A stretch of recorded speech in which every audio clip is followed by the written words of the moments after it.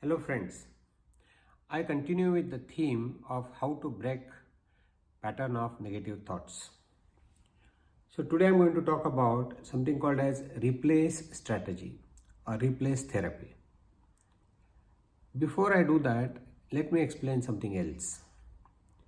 Two things A and B are said to be mutually exclusive if they cannot exist at the same time. For example, either you can be inside a room or outside the room, but you cannot be at both the places. Unless, of course, you are a magician. You cannot laugh and cry at the same time. Well, you will say it is possible. They suggest that you stand in front of mirror and try doing that and see how you feel about it. I'm sure you will feel a little weird about it. Not to talk about how others are going to react to that. Similarly, it is possible to have brightness or light inside the room or darkness. There cannot be both. Of course, you will say there is something called as twilight, but I'm not talking about that. Either there is a light or there is darkness. Either there is happiness or sorrow. Either there is excitement or boredom. Both cannot exist at the same time. You may feel it simultaneously, that's a different matter. So, now coming back to how we break the pattern of negative thoughts. What I said yesterday is that let's say you have a bad thought which is coming up and you start thinking about it and it starts amplifying and getting bigger and bigger and you feel you are caught inside that tsunami, that whirlpool, and it's difficult for you to break that loop. And so what you did yesterday, as we discussed yesterday, is you used the stop therapy, whereby you screamed inside your mind loudly and you said stop. The moment you did that, that pattern was broken. But what next? Something has to happen thereafter, right? Because you have now created a vacuum and now that vacuum needs to be filled in.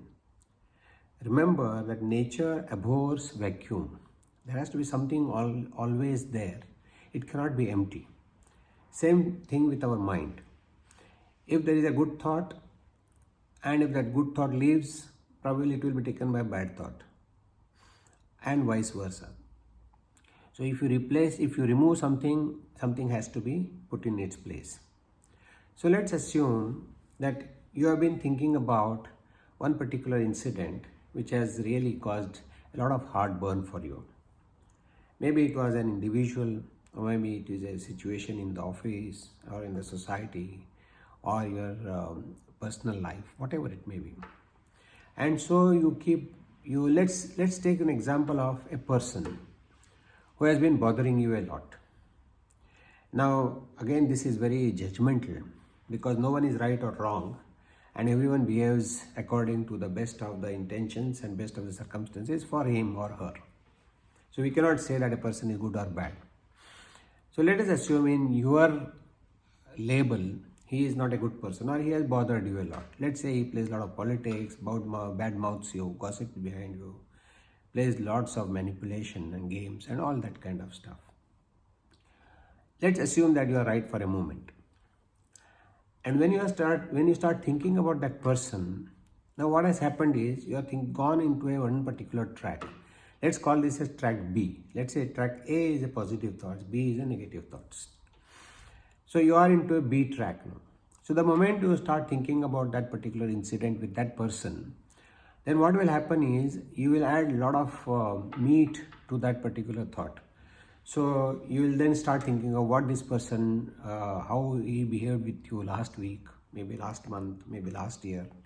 And you start wondering as to why this happens. You have been so good to that person, but that person is still, very nasty towards you. And then that thought of, that acrimony or that hatred or kind of ill will, it starts building up and it becomes quite big for you. At this point in time, all you need to do is say stop. Of course, you have to stop it And then what you do is you replace your thoughts about that person with things which he is good about. Now you will have to pause for a while and see what is good about that particular thing. What are the skill sets which he has which you don't have? What are the qualities which he has which you don't have? What are the good things which he does which you are unable to emulate? And as a result of this, you will start finding in your personal history few things which have been good. Maybe the person has been good to you at some times. Maybe he has done some favors to you. And so you will have to really find it out. You will have to dig into it because there is no such thing as complete black or complete white. Even in a movie where there is a villain, there is nothing completely black about it. And so also for a hero, there is nothing all good about him. So we all are inflicted with these kind of weaknesses. So when you start thinking about that person, what good he has done to you, what is the positive, what are the strengths which he has, and what would you like to borrow from him and be a better person, automatically what will happen is you will start finding references when the person was really good or is good and you start feeling good about him. So you have replaced the negative thoughts about that person with the positive thoughts about it. The moment there is a shift in the way you are thinking about him, naturally your feelings, your emotions will change, and that will reflect in your behavior.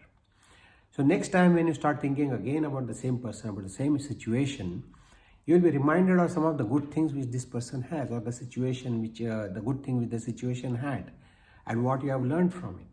And so if you keep doing this on a conscious basis, on a regular basis, your pattern of thoughts will always be, negative thoughts will always be broken, and you will start getting into the habit of trying to find good about the situation, good about a person, good about a circumstance. So try this. Replace the negative thoughts by positive thoughts, and I'm sure your life will be a lot more comfortable. So thanks for now, and we'll see you again. Thank you. Bye.